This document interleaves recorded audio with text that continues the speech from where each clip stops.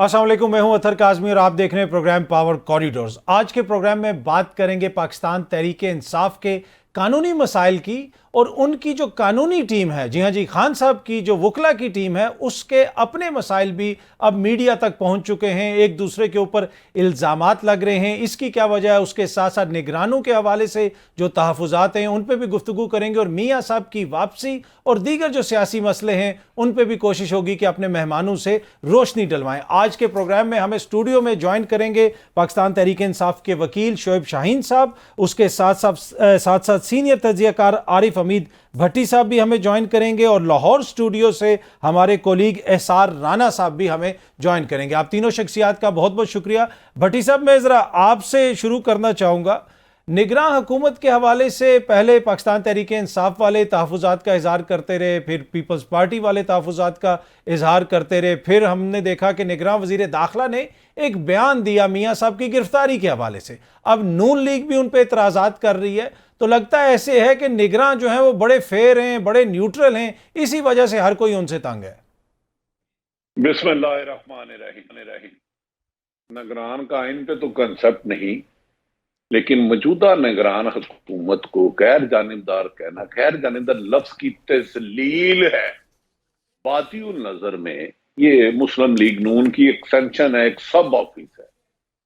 मुझे हैरत और दुख इस बात का हुआ, चले आप जो मर्जी कर लें, आहत चीमा का यकीनन नून लीग के साथ करीबी कोई वास्ता नहीं, फवाद हसन फवाद का कोई नहीं, जो एडवाइजर लगाया वो भी कोई नहीं। एक मिनिस्टर सरफराज बुख्ती साहब काबिल एहतराम आइन और कानून की बात करते हैं कि एक शख्स जो 19 नवंबर 2019 को डील करके बकौल ख्वाजा आसफ के गए थे, बाजवा साहब ने भेजा था, कहते हैं आएंगे तो आइन करेगा, तो 2 मिनट बाद ही माजरतें कर रहे हैं। तो यार कम से कम चलो निगरान नहीं हो, गैर जानिबदार नहीं हो, तो कम से कम वजीर तो इंटीरियर हो। तो मेरे भाई, इसको निगरान हुकूमत कहना या गैर जानिबदार कहना, ये सियासत की भी तस्दील है और हुकूमतों की भी तस्दील है। ठीक है, वो तसलसल है नून लीग का, जो बिलावल भुट्टो ने फरमाया था, मैं उस पर 100% सेकंड करता हूं। और इस हुकूमत में जिस तरह से अंदाज में हुकूमत चलाई जा रही है, जैसे पीडीएम में क्रैकडाउन हो रहा था पीटीआई के खिलाफ, वैसे शिद्दत आई है और अक्टूबर में और शिद्दत आएगी। और टीमें बना दी गई हैं, जो इलेक्टेबल है उनको नून लीग में लाया जाएगा, वीर मेरा घोड़ी चढ़िया। तो इस हुकूमत के बारे में बदकिस्मती ये है कि पाकिस्तान की तारीख में कभी शफाफ इलेक्शन नहीं हुए।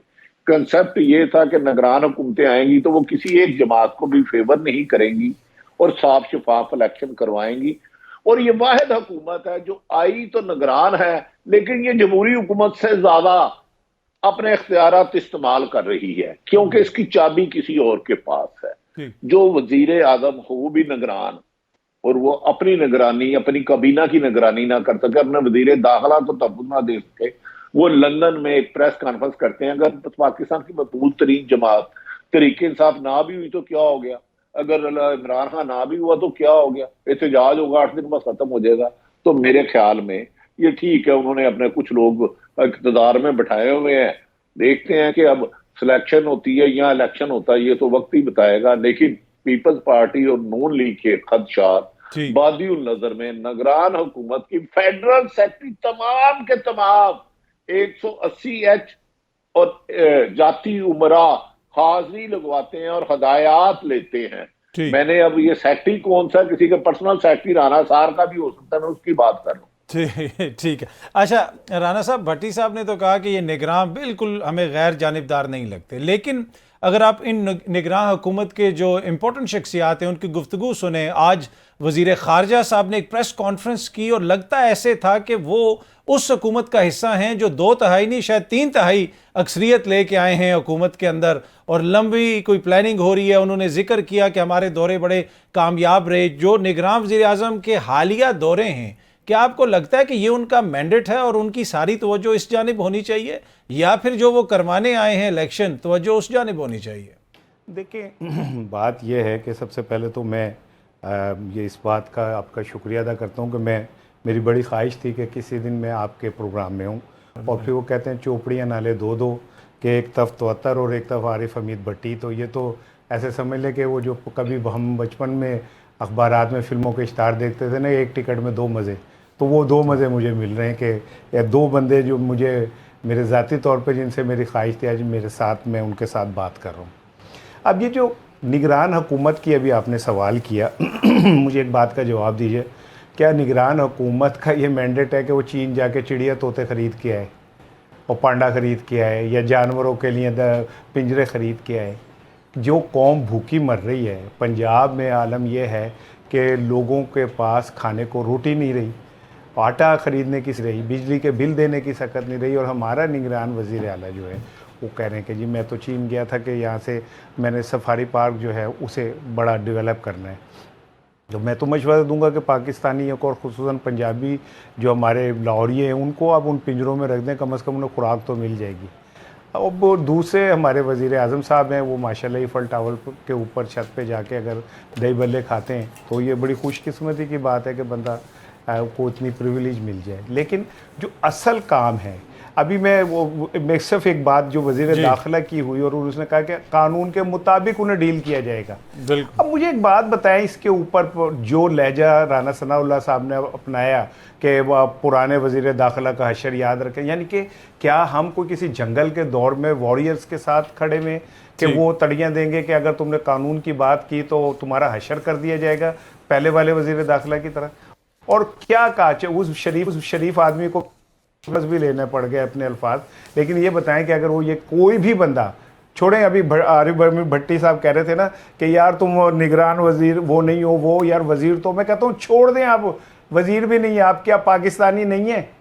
क्या पाकिस्तान के अंदर कोई बंदा रहने वाला ये सवाल नहीं उठा सकता कि एक बंदा जिसे 13 साल की सज़ा हुई हुई है और जिसे सुप्रीम कोर्ट ने सादिक और अमीन नहीं डिक्लेयर किया, उसका फ़कीदुल मिस्ताल इस्तकबाल हम कर रहे हैं? हम क्या दुनिया को बता रहे हैं कि हमारे यहाँ जो अदालतों को मतलूब लोग होते हैं, हम अदालतों के ऊपर पैर रख के उन्हें कुचल के और हम अपने लोगों का इस्तकबाल करते हैं? तो फिर यह आइन और कानून क्या मेरे लिए और गरीब लोगों के लिए रह गया? सिर्फ उनके ऊपर इतलाक होगा इसका? अब मैं कहता हूँ जी, वज़ीर आज़म कहते हैं इमरान खान के बगैर इलेक्शन हो सकता है या PTI के हो जाए, अगर इमरान खान को अदालतें सज़ा देती हैं तो हो जाए, लेकिन जिसको सजाएं दी हुई हैं उसका तो आप उसकी तरफ से आंखें बंद करके बैठ गए और आप फ़कीदुल मिसाल इस्तकबाल के लिए उनको कुशन फराहम कर रहे हैं। ठीक, तो पाकिस्तान को कहीं किसी तोड़ ले जाना भी है कि नहीं आपने? अच्छा। किसी जगह ले जाना भी है कि नहीं? दुनिया में कई निगरान हुकूमत नहीं होती, अल्लाह ने आपको मौका दे दिया, चलो आप सर वो मौके का फायदा नहीं उठा रहे। देखिए मौके का वो तो भरपूर फायदा उठा रहे हैं। न्यूयॉर्क से पेरिस से लंदन से सऊदी अरब, इससे ज्यादा और वो क्या फायदा उठाएं?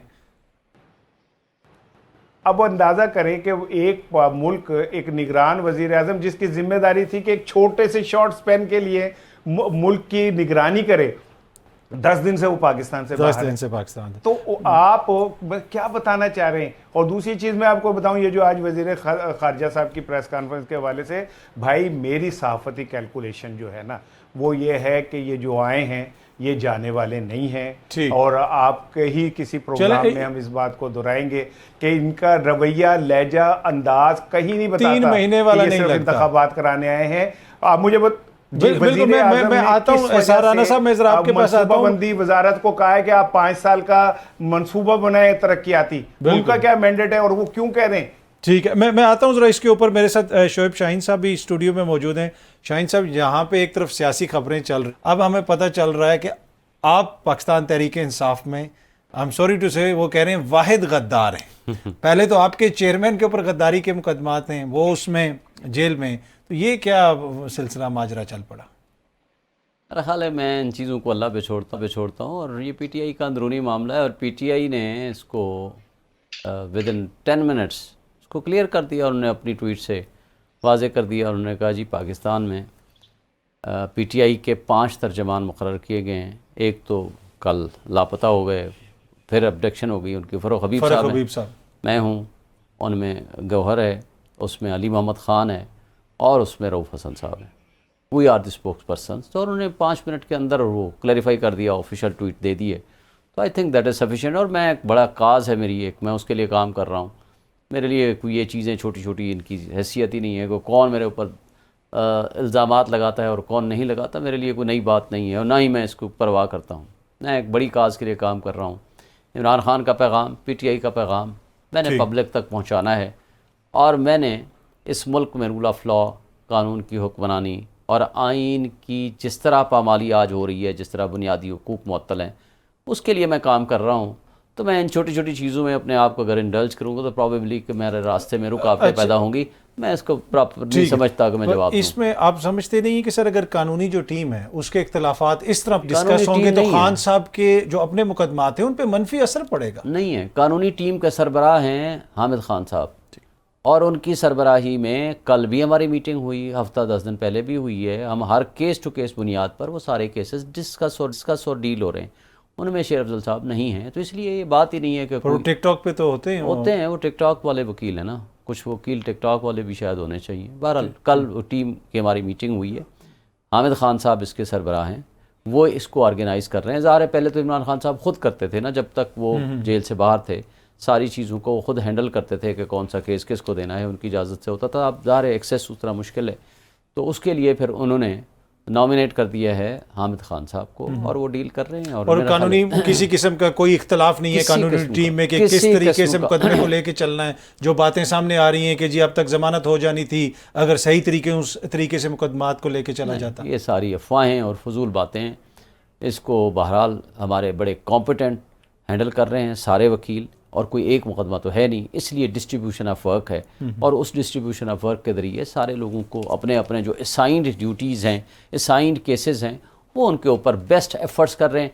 ज़ाहिर है जब आप जजेस कंप्रोमाइज़ होंगे, मुझे बताएं ख्वाजा आरिस कितना अच्छा वकील है भाई, वो जो मुतासिब जज था हुमायूं दिलावर, उसने क्या किया? अगर वो फैसला करने पर तुल जाए, बग़ैर सुने, बग़ैर आपकी लिस्ट ऑफ विटनेसेस लिए, बग़ैर आपका पॉइंट ऑफ व्यू सुने, अगर उसने फैसला करना है, कर देना है, तो आपने कुछ डंडा तो नहीं मारना ना, आपने कानूनी चाराजोई करनी है। और कानूनी चाराजोई के लिए जब हम यहाँ हैं, इस्लामाबाद हाई कोर्ट के चीफ जस्टिस साहब ने कहा जी मैं इसको 4 दिन के अंदर अंदर फैसला करूँगा। हमने कहा जी आज कर दें, आर्डर जजमेंट सस्पेंड होनी है या नहीं होनी आप करते हैं। उन्होंने कहा जी 4 दिन में फैसला करूँगा। आपको पता है कितने दिनों बाद फैसला आया? 25 दिन के बाद। इस दौरान उन्होंने साइफर वाला मुकदमा दर्ज करके उसमें डाल दिया नाम, और हमें पता ही नहीं, जिस दिन जमानत होती है उस दिन दोपहर के बाद वो अनडेटेड एक रोपकार पब्लिश होती है पूरे मीडिया में। ये भी नहीं पता कि मीडिया से तो हम सोर्स तो पूछ नहीं सकते कि कौन इनको देता है। बहरहाल वो आ गई और उसके नतीजे में ना देखें फिजिकल रिमांड देना हो या जुडिशल रिमांड देना हो, उसके लिए मुल्जिम का हाजिर होना ज़रूरी है और उसके वकील का भी कोर्ट में। ना कोर्ट में हाजिर हुए, ना कोर्ट को पता है, कोर्ट से गए साइन करा लिया और वो भी अनडेटेड, ठीक, और उनको जेल में डाल दिया। तो अगर जजेस कंप्रोमाइज होंगे तो आप ये कहेंगे लीगल टीम के बंदे ने जी जल्दी जमानत करा ली या बाद में करा ली। क्या वकील ने जिम्मेदारी ली होती है कि हर हाल में हमने उठा के लाना? अगर हमारे बस में हो तो हम 1 सेकंड भी इमरान खान को जेल में ना रहने दें। ठीक है। आरिफ हमीद भट्टी साहब, चेयरमैन तहरीक इंसाफ इस वक्त जेल में हैं, हमें जमात के अंदर इख्तलाफात भी नजर आए, इसलिए ये मैं कह रहा हूँ कि बहुत सारे लोग जमात को छोड़ के चले गए, फिर वकला भी एक दूसरे के हवाले से तहफ़्फ़ुज़ात का इजहार कर रहे हैं। अब उनका जेल के अंदर रहना पार्टी के लिए कितना नुकसानदेह है? यकीनन इसका इलेक्शंस के ऊपर भी तो असर पड़ेगा। अतर साहब, हर बड़ी जमात में इख्तलाफात होते हैं, इख्तलाफ राय होती है, लेकिन कोशिश करनी चाहिए उसे मीडिया पे ना करे। मैं अर्ज करता हूँ नहायत अदब इत्तराम से, इसार भी और राना भी आपके साथ है, मैं कह रहा हूँ हमजा शहबाज साहब मोहतरम और मरियम नवाज में शदीद इख्तलाफात है, जंग की हद तक मुबैना तौर पर मेरी ये खबर है। लेकिन इमरान पर तरीके इंसाफ में जो इख्तलाफात हैं यकीनन होंगे, पहले दिन से थे। जब इमरान खान साहब ने इलेक्शन करवाए तो मुझे याद है मैंने कहा था ना कराएं, लेकिन वो जेल में भी इनके लिए खौफ है। आपका प्रोग्राम रिकॉर्ड का हिस्सा है। मौजूदा मोहतरम नवाज शरीफ साहब उस वक्त तक इलेक्शन में हिस्सा नहीं लेंगे जब तक तहरीके इंसाफ बशमूल तहरीके इंसाफ के चेयरमैन को इलेक्शन से आउट नहीं किया जा सकता। आज ही गैलप का सर्वे जो इन्होंने कराया उसमें तो मियां साहब 5वें नंबर पे है, और जो अहम तरीन अदारों ने सर्वे कराए 65 से 70% उस शख्स की मकबूलियत है। मेरी अपनी राय है, फैसला तो मैंने नहीं करना। जो सिलेक्शन कमीशन है, माफी चाहता हूँ, इस्लामाबाद में वो सॉरी, क्या नाम है इलेक्शन सिलेक्शन, इलेक्शन कमीशन भट्टी साहब, क्या नाम है इलेक्शन कमीशन। वो सिलेक्शन कमीशन का क्या नाम है सर? मैं सर माफी वो चाहता हूं। इलेक्शन कमीशन है, सॉरी भट्टी साहब, इलेक्शन कमीशन। नहीं अच्छा सिलेक्शन अच्छा, माजरत, जी, क्योंकि जी। इलेक्शन वाले हालात नहीं है ना, क्योंकि पूरे मुल्क में एक जमात के खिलाफ क्रैकडाउन किया जा रहा है। आप कह रहे हैं उनके लोग छोड़ के जा रहे हैं, मेरी इत्तला है छुड़वाया जा रहा है। ये मुमकिन ही नहीं कि वो मुल्क तरक्की कर सके जहां अमन ना हो, जहां इंसाफ ना हो, जहां जुल्म हो, जहां रूल ऑफ लॉ ना हो। मौजूदा निगरान हुकूमत कैसे कह सकते हैं मैं जनवरी में इलेक्शन कराऊंगा, 9 अक्टूबर को वो वजीर आजम पाकिस्तान नहीं रहेंगे, वो 90 दिन से एक दिन ऊपर नहीं जा सकते। तो जो निगरान ही गैर आईनी इलेक्शन का ऐलान कर रहा है, और सिलेक्शन कमीशन को फिर माफी चाहता सर, हूं, जिसका इलेक्शन काम कमीशन- इलेक्शन कराना, ये वाहिद 1976 से 47 से लेके इलेक्शन कमीशन है जो इलेक्शन में रुकावट डालने आए हैं।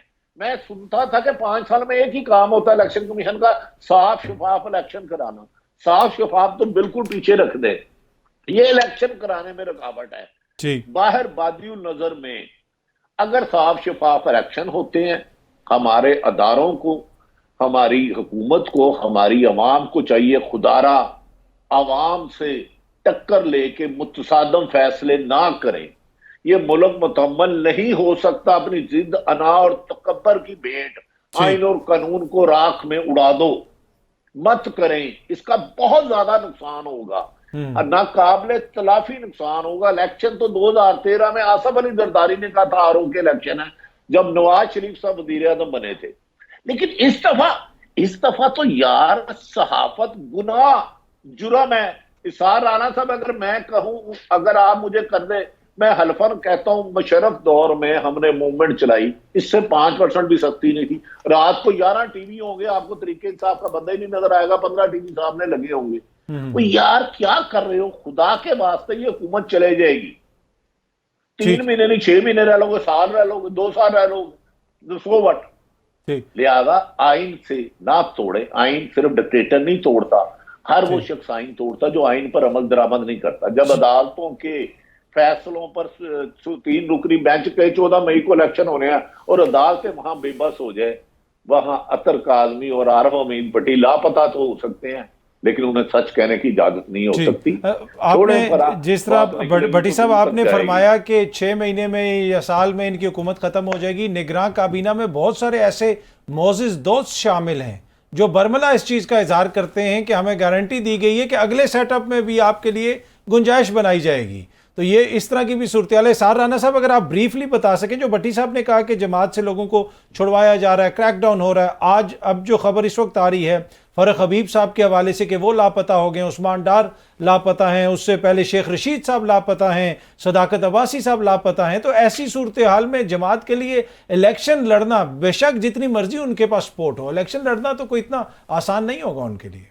देखें, इसमें कोई शक नहीं है कि जिस सूरत हाल का शिकार पीटीआई है उसमें उनके लिए इलेक्शन लड़ना एक बहुत मुश्किल टास्क होगा। और डेफिनेटली अवामी पजीराई कुछ और चीज़ है और इलेक्शन साइंस कुछ और चीज़ है। और इसमें मुस्लिम लीग नून को जितनी महारत हासिल है पाकिस्तान में किसी को नहीं है। उन्हें पता है कि हल्का बंदियों में किस तरह चीज़ें आगे पीछे की जाती हैं, पोलिंग बूथ्स को किस तरह किया जाता है, सुबह लोगों को निकाला किस तरह जाता है, ज़बरदस्ती लेके कैसे आया जाता है, ये सारा साइंस उन्हें पता है। पीटीआई ने पिछले इंतखाबात में जो कामयाबी हासिल की उसकी एक वजह ये थी कि उन्होंने इस साइंस को समझ के अपने लोगों को तैयार किया, जिन्होंने उस इलेक्शन वाले दिन उसी तरह का बिहेव किया जैसे मुस्लिम लीग नून ने किया।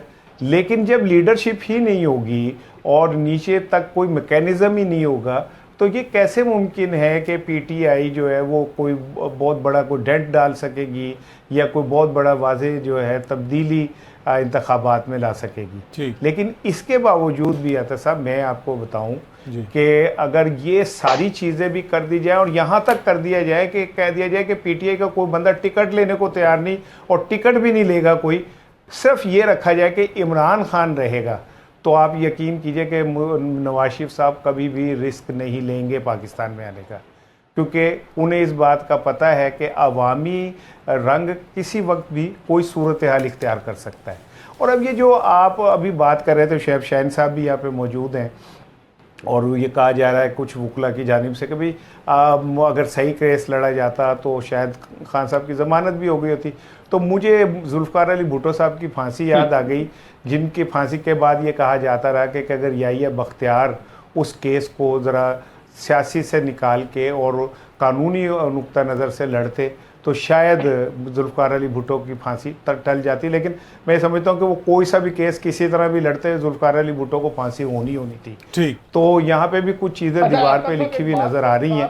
आप कानूनी टीम जो मर्जी कर ले, जिस तरह मर्जी कर ले, जो दीवार पे लिखा हुआ है, जो हमको नज़र आ रहा है, हो सकता है आम आदमी को ना नज़र आ रहा हो, वो नहीं टलने वाला। ठीक, बट साहब आप कुछ ऐड करना चाह रहे थे? अच्छा, अतर काज़मी साहब वकला ने ऐसा केस लड़ा, केस नहीं। ठीक। मैंने जिंदगी में फर्स्ट टाइम सुना है सुप्रीम कोर्ट के इस्लामाबाद हाई कोर्ट के चीफ जज साहब फरमाते हैं कि जाके प्रेस कॉन्फ्रेंस करें, हम जमानत तो आपको नहीं छोड़ेंगे। एक जज साहब ये फरमाते हैं 2023 कानून की अदालतों की तारीख का स्याह-तरीन दिन है। और भाई यहां जो मुल्जम है वो मुद्दई है, मुंसफ है, गवाह है, वकील है। कौन से केस यार, छोड़ दे, बात निकलेगी तो दूर तक जाएगी। चले एक तरफ तो आप 50 रुपए के एफिडेविट पर एक मुल्जम को बाहर भेजते हैं, और इतना बेबस मुल्क, इतना बेबस अवाम कि वजीर दाखिला को धमकी दी जा रही है शेख रशीद की तरह तू लापता हो जाएगा। तो मेरे भाई छोड़ दे फैसले, चले देखना तो यहाँ पे भट्टी साहब जरा थोड़ा सा वक्त हुआ है, छोटी सी भट्टी साहब जरा छोटी सी ब्रेक हुआ है। जब हम ब्रेक से वापस आएंगे तो जिस जानिब आपने इशारा किया है कि एक मोअज़्ज़ज़ शख्सियत मुल्क से चली गई थी 50 रुपए का स्टाम्प देके, अब वो वापस आ रहे हैं, किस बयानिए के साथ आ रहे हैं, इस पे गुफ्तगू करेंगे। शोएब शाहीन साहब, आपका भी एहतसाब का एक बयानिया था, अब मियाँ साहब एहतसाब के एक बयानिए के साथ वापस आ रहे हैं, तो आपका एहतसाब का बयानिया और मियाँ साहब का एहतसाब का बयानिया कितना मुख्तलिफ है? वो भाई जो डीलर होता है वो कभी लीडर हो सकता है। वो भाई एक दफ़ा डील करके वो सुरूर पैलेस जाकर बैठ गए, उन्होंने कहा कि जनाब हम तो 10 साल के लिए नहीं 5 साल के लिए गए थे, फिर पता चला वो 10 साल के लिए थे, फिर वापस आ गए डील करके, फिर चले गए डील करके, फिर डील करके एक्सटेंशन में 2019 में दे दिया। उनके बकौल उनके साथ जनाब जुर्म हो गया 2017 में या 2018 में। वो 2 एलिगेशन लगाते हैं बाजवा साहब पे या फैज़ पे। पिछली इस्टेब्लिशमेंट पर कुछ जुडिशरी के भी कुछ मोअज़्ज़ज़ जज साहबान हैं, मोअज़्ज़ज़ जज साहबान का नाम लेते हैं। मुझे ये बता दें 2019 में ख्वाजा आसिफ की स्टेटमेंट देख लेना जी, लीडरशिप का हुक्म था ख्वाजा नवाज शरीफ का, शहबाज शरीफ का, तो हमने एक्सटेंशन के लिए वोट दिया। वो फिर किसके साथ डील थी? और फिर ख्वाजा आसिफ कहता है कि हमें कहा गया पंजाब की हुकूमत पहले ले लो, 2019 में कहा गया, और फिर साथ आपको फेडरल गवर्नमेंट देंगे। हमने कहा नहीं, दोनों हुकूमतें एक वक्त में चाहिए। वो फिर किसके साथ डील कर रहे थे या हो चुकी थी? फिर राना सनाउल्लाह कहता है नहीं, हमने आज ही डील की थी ताकि हम उनसे, इमरान खान से जान छुड़ा सकें। वो इन लोगों का कोई काबिल एतबार, वो काबिल भरोसा हैं? अब भी बात है हिसाब करेंगे वो इन लोगों का। तो 16 महीने शहबाज शरीफ मुस्लिम लीग नून के वज़ीर आज़म नहीं थे, 87 में से 70 से ज़ायद वज़ीर व मुशीर भी इनके थे, PMLN के। तमाम पॉलिसी डिसीजंस नवाज शरीफ लेते थे। कि लोग बेवकूफ़ हैं, पागल हैं, वो नहीं समझते इनकी बातों को। कोई एक बात भी इन्होंने एहतसाब की बात की, कर लेते ना एहतसाब करने के लिए कितने एक दिन चाहिए आपको? महीना, 2 महीने, 6 महीने, साल, 2 साल कर लेते ना। 16 महीने आपके पास थे। और बल्कि शहबाज शरीफ कहते थे मैं एस्टेब्लिशमेंट की आंख कता रहा हूँ और मुझे इस पर बड़ा फ़ख्र है, और मैं तो ये फ्लाईओवर भी इनकी मेहरबानी के बगैर मैं बना ही नहीं सकता हूँ, मेरे में कैपेसिटी नहीं है। ये तो है, कम से कम वो इतराफ़ तो करते थे ना। अच्छा, दूसरा ये वोट को इज्जत दो का नारा बेच के इन्होंने बूट को इज्जत दो का नारा खरीद लिया, उसके बदले अपने केस खत्म करा लिए। पर सर देखें, और आप भी कोई और काम गिले शिकवे तो आप भी करते हैं ना, क्या आप लोग भी आके इसी तरह इंतकाम लेंगे, एहतसाब की बातें करेंगे या मुल्क को आगे बढ़ाएंगे? देखें, पहली बात तो ये है कि एक चलते हुए मुल्क को जिस तरह इन्होंने जुल्म किया, 16 महीनों में आप इनके आदाद व शुमार के मुताबिक 6.1% GDP थी, आज 0.3% आ गई, आगे माइनस में जाएगी। इनके आदाद शुमार के मुताबिक $24 बिलियन था, जो आज 4 से भी कम हो गया।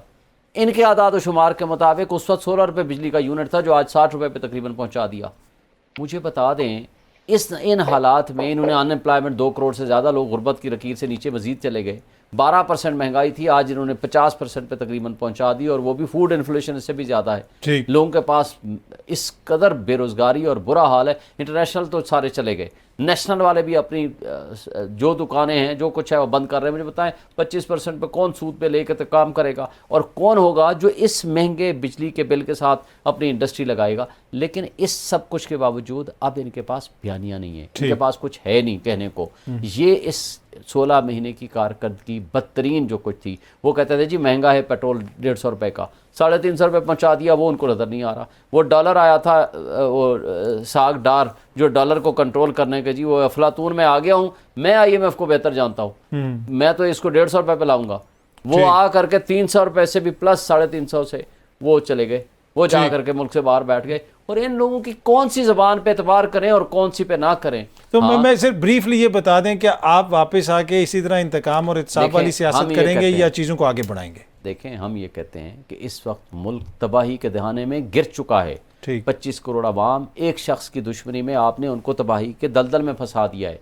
और इस वक्त जो लोग चाहते हैं वो ये कहते हैं कि जो हमारा ट्रू लीडर हो उनको आगे आने का मौका दें। वाहिद फेडरेशन की अलामत है वो है इमरान खान, वो है PTI। आप उसको इसलिए नहीं आने देते, वो मकबूलियत तो है उसकी लेकिन कबूलियत नहीं है। अब कबूलियत के लिए इनके बकौल सिलेक्शन कमेटी के पास जाएं या सिलेक्शन कमीशन के पास नहीं, सिलेक्शन कमेटी के पास जाएं। और वो हाईएस्ट सिलेक्शन कमेटी जो है, जब तक वो कबूलियत नहीं देगी आपको सिलेक्शन कमीशन में नहीं जाने देंगे। अगर ये तर्ज अमल होगा तो मेरा ख्याल है ये मुल्क की खिदमत नहीं होगी। और हम एक बात कहना चाहते हैं, हम ये चाहते हैं कि इस मुल्क पे रहम करें, इस मुल्क के लोगों पे रहम करें, इलेक्शन को फ्री एंड फेयर करें, जिसको लोग वोट दें उसको आगे आने दें। सामने चले। इमरान खान और PTI कोई अपने ज़ाती एजेंडा पे नहीं है, हम इस मुल्क की खिदमत करना चाहते हैं। हम चाहते हैं कि इस मुल्क को बुनियादें ठीक है। मैं जरा भट्टी साहब से, भट्टी साहब जो नून लीग का ये बयानिया है एहतसाब वाला, आपको लगता है कि ये बयानिया पहले दिन ही पिट गया है या वापस आके भी मियाँ साहब इसी बयानिए के ऊपर सियासत करने की कोशिश करेंगे? और वो एहतसाब भी जिन शख्सियात का वो जिक्र कर रहे हैं वो भी आपको पता है। इनके माजी में बात करता हूँ, 3 दफा वजीर आजम रहे, कमो बेशतर 3 दफा वजीर आला रहे। जिंदगी में कभी इन्होंने एहतसाब किया? एहतसाब और मुस्लिम लीग नून साथ साथ चल ही नहीं सकते। एहतसाब होगा तो नून लीग नहीं रहेगी, अगर नून लीग होगी तो एहतसाब नहीं हो सकता। जियाउल हक साहब ने 81 में इन्हें फिनांस मिनिस्टर बनाया, 85 में गैर जमाती इलेक्शन हुए, अरबों रुपए पहली दफा साफियों को और सियासतदानों की बोलियां लगी, छांगा मंगा। मैं नहीं कह रहा, हिस्ट्री कह रही है। मोहम्मद खान जनेजो को पीठ में छुरी मारी गई 91 में। आज भी मेरे पास मियां साहब की कटिंग है, मुझे 1 साल हुकूमत मिले तो नहीं। सैफुर रहमान बनाया तो क्या एहतसाब हुआ? 3 दफा जो वजीर आजम रहा, 1 दफा भी उन्होंने कभी एक पैनी मुल्क की रिकवरी की हो तो मुझे बताएं। अब मैं इधर आ जाता हूं। साबिक वजीर दफा कहते हैं हमें इमरान खान की हुकूमत या अदालतों ने नहीं, कमर जवेद बाजवा साहब ने बाहर भेजा था। ठीक, यहां उनकी बात आ गई। और मुझे बताए कि ये जिस आदमी ने इन्हें बाहर भेजा है, उस असेंबली की वजीर आजम को 172 या 173 वोट नहीं पड़ते, और आर्मी चीफ की एक्सटेंशन को जिसके खिलाफ ये कह रहे हैं कि हमने कार्रवाई करनी है, उसे 350 वोट पड़ते हैं। डू यू थिंक ये एहतसाब करेंगे? मुर्दार सा बयानिया बनाया, वोट को इज्जत दो के बाद नोट को इज्जत लो ली और बाहर चले गए। जो बंदा डील करके इक्तदार में आए, कोई भी हुक्मरान हो, एक नहीं मैं कह रहा, एहतसाब नहीं कर सकता।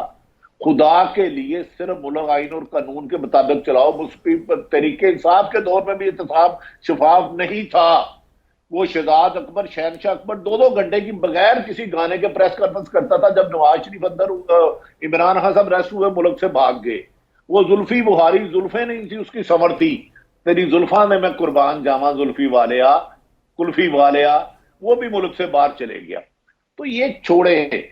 अब एक हकीकत है कि नून लीग के पास वोट बैंक नहीं रहा।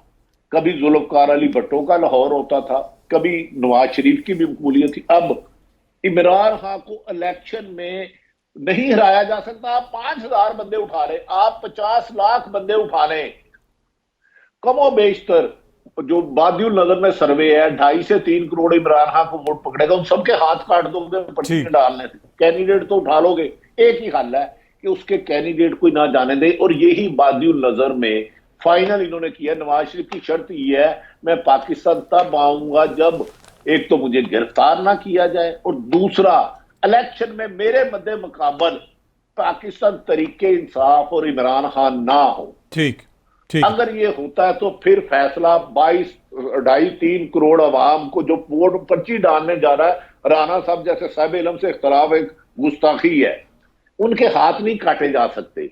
हाँ, 376 कैंडिडेट आप पकड़ सकते हो, 2.5-3 करोड़ वोटर के हाथ नहीं काट सकते। अगर बैलेट पेपर पे उसका नाम रहा तो वोट डलेगा। हाँ, गिनती करने वाला जो मर्जी कर ले, ये उसका अख्तियार है। ठीक। डाढ़े दी सत्ती भी सो ते माड़े दी सो भी सत्ती। अच्छा, आपने मियाँ साहब की वापसी का जिक्र किया और बार बार मियाँ साहब की वापसी का जिक्र होता है और उन पे इल्ज़ाम भी लगता है कि जी 4 साल से वो वहाँ पे बैठे हुए थे। वो वैसे नहीं बैठे, वहाँ पे उनका इलाज हो रहा था। उनको किस किस्म की बीमारी लाहिक है या किस किस्म के मेडिकल इश्यूज थे उनके साथ, उस हवाले से उनके अपने जो ज़ाती नॉलेज हैं डॉक्टर अदनान, वो क्या फरमाते थे, ज़रा ये सुनिए।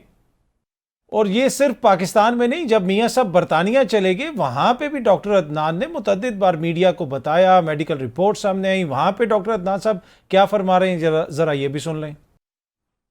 राना साहब, आर्टरी वो जो शरेयान जो दिमाग को खून सप्लाई करती है वो 80% ब्लॉक हैं।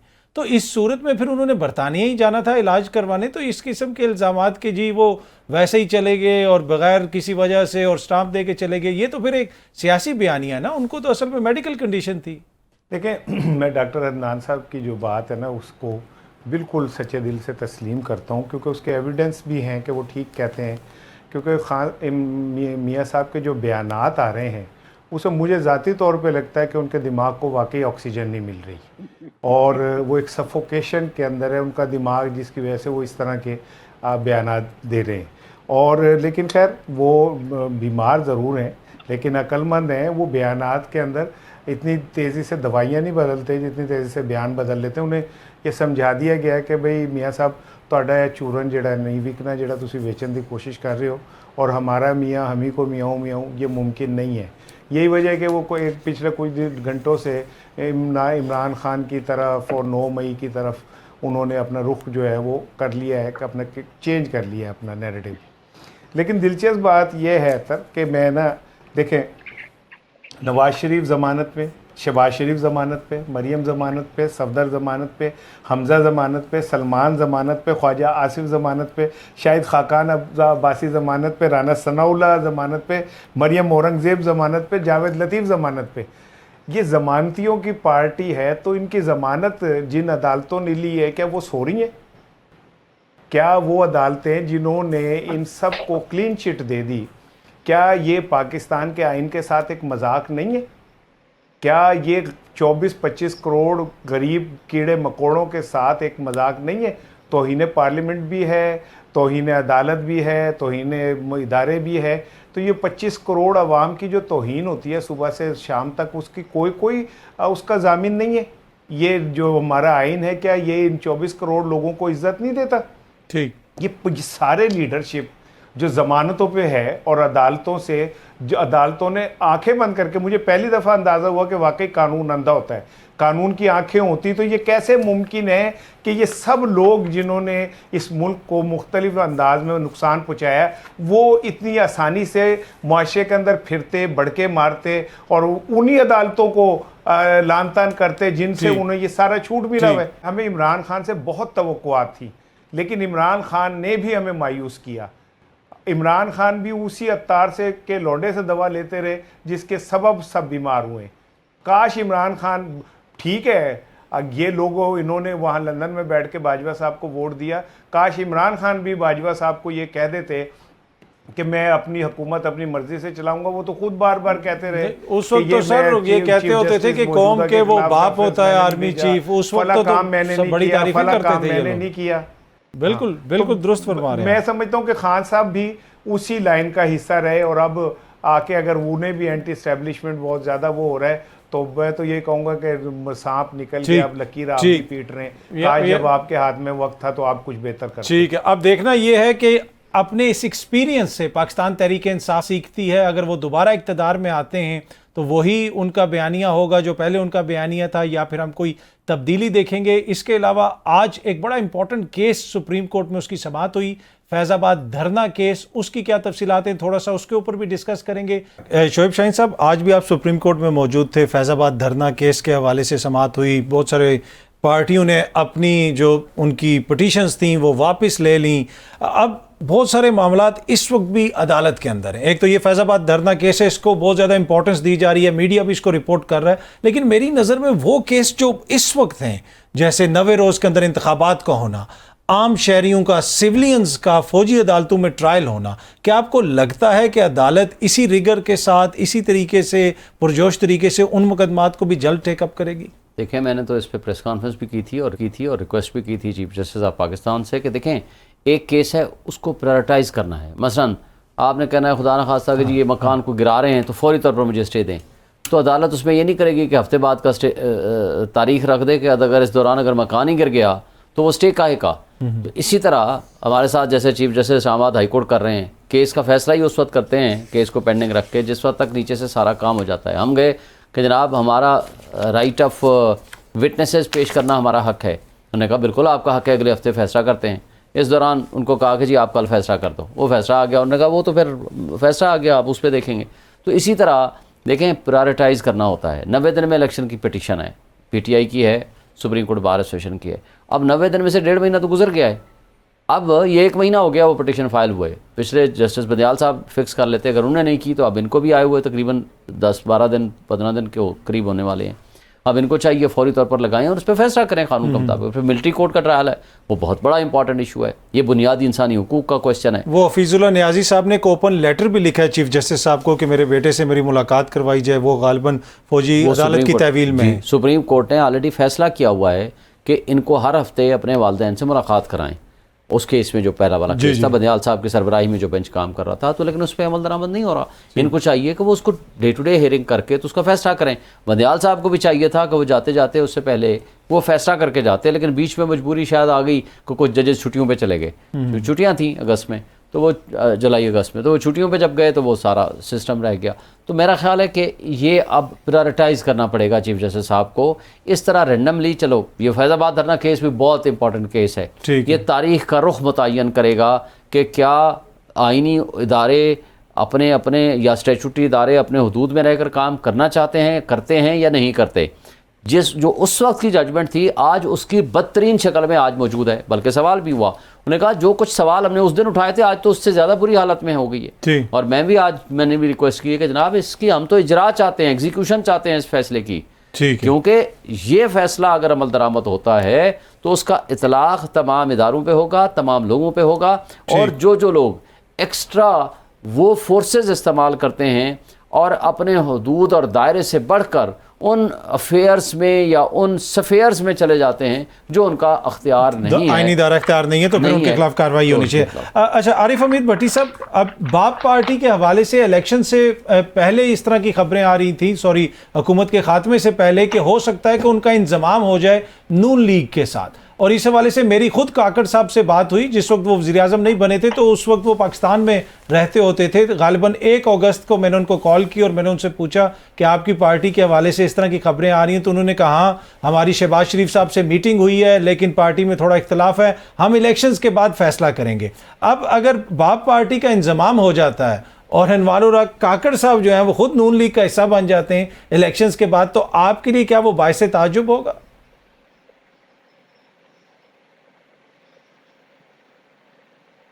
जी भट्टी साहब, आपको आवाज आ रही है? अच्छा सॉरी, मैं अतर भाई, मैं नहीं, बिल्कुल ताजुब नहीं होगा। हिस्सा तो वो बनेगा जो हिस्सा ना हो। बाप पार्टी क्या है ये मुझे भी पता और आपको भी पता है। बाप पार्टी किसके कहने पे वोट देती है, किस पे नहीं देती। बाप पर बाप हावी हमेशा आ जाता है और ये बड़ा मुकद्दस रिश्ता है, इसे हावी ही रहना चाहिए।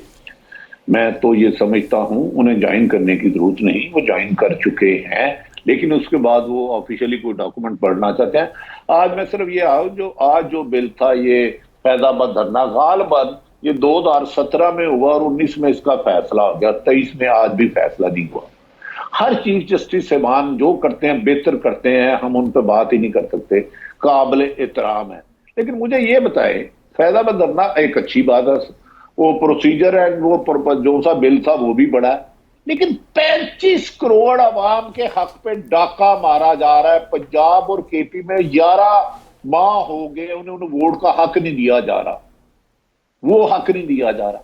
क्या उस केस का फैसला देना मुनासिब नहीं है? बेशक वो जो बेहतर मर्जी समझे, हर चीज जस्टिस साहिबान की अपनी प्रायोरिटी होती है, लेकिन देखना है जिस मुल्क में फंडामेंटल राइट ना हो, इंसानी हकूक की खिलाफ वर्जी के लिए ही तमाम कानून साजी की जाती है कि इंसानों को उनके हकूक दें। भाई फैजाबाद धरना 17 में हुआ, उसके बाद नून लीग की हुकूमत आई, वो इम्प्लीमेंट कर लेती, पीटीआई की वो कर लेती, चलो अब भी आपने यकम को डाल दिया, लेकिन कम से कम जो सरहन आइन की वायलेशन हो रही है, सुप्रीम कोर्ट ने हुक्म दिया था 14 मई को, उन्हें भी देख लेना चाहिए। अगर रूल ऑफ लॉ नहीं होगा तो याद रख लेना, अमन होगा ना तरक्की होगी।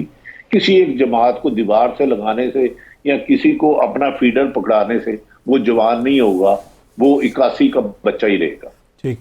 राना साहब, अब पाकिस्तान में मईशत के हवाले से बार बार बातें की जाती हैं, निगरान हुकूमत भी इसके ऊपर लंबी लंबी प्रेस कॉन्फ्रेंसेस भी करती है, इस्तेहकाम की बातें भी होती हैं। सिंपल रेसिपी क्या है अगर पाकिस्तान में हमने मौशी इस्तेहकाम लाना है, सियासी इस्तेहकाम लाना है, इन मौजूदा हालात के तनाजुर में आम सा सादा सा क्या नुस्खा है? देखो, नुस्खा तो एक सिंपल, मैं बहुत दिनों से ये कह रहा हूँ कि एक ट्रुथ कमीशन बनना चाहिए जो ये देखे कि IMF का कर्जा कब कब आया और कौन कौन हुक्मरान था और उनके असासों में कितना इजाफा हुआ। बड़ा एक सिंपल सा फार्मूला है, आपको समझ आ जाएगी कि वो जब कर्जा आया तो हुक्मरान कौन था और उन्होंने उससे उनके अपने जायदादें कितनी बढ़ी।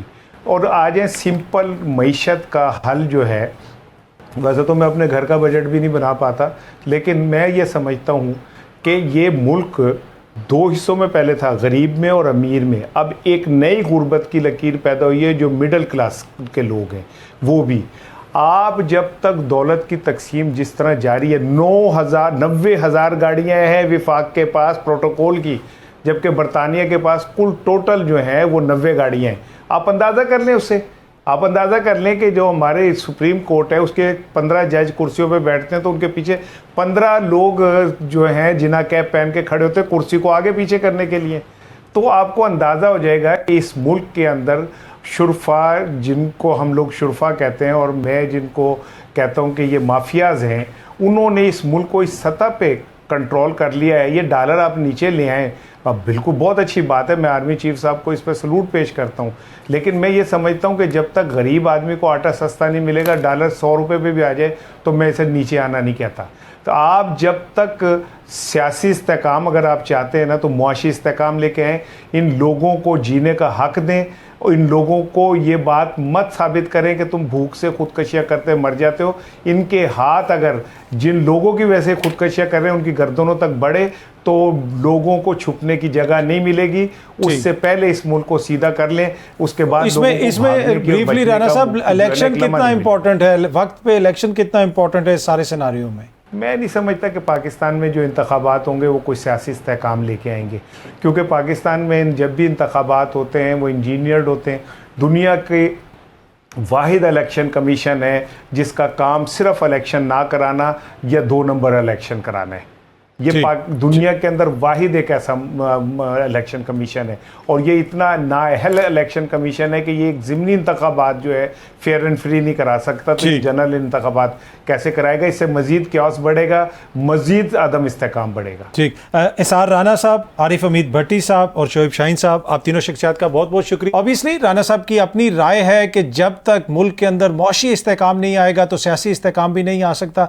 इस वक्त आवाम के लिए हुक्मरानों के पास कुछ भी नहीं, आप कुछ नहीं दे सकते, लेकिन एक चीज़ आप दे सकते हैं, उनकी किस्मत के जो फैसले हैं उसमें थोड़ा सा उनको राइट दे दें कि वो वोट डालने का राइट उनको मिल जाए और वो वोट के ज़रिए अपने मुंतखब नुमाइंदे ले आएँ। ये ना हो कि कोई काकड़ साहब जैसी इंतहाई मोअज़्ज़ज़ शख्सियत, बड़ी अच्छी शख्सियतें या कोई और निगरान वज़ीर, वो जितने भी अच्छे हैं वो अवाम के नुमाइंदे नहीं हैं, उनको किसी ने मुंतखब नहीं किया, बल्कि वो आ गए हैं, पिछले हुक्मरान हमारे ऊपर उनको एक तरह से मुसल्लत करके चले गए हैं। वो इसलिए आए हैं कि उन्होंने इलेक्शंस करवाने हैं। जब तक वो इलेक्शंस नहीं करवाएंगे तब तक इस मुल्क के अंदर किसी सूरत में भी सियासी इस्तेहकाम नहीं आ सकता।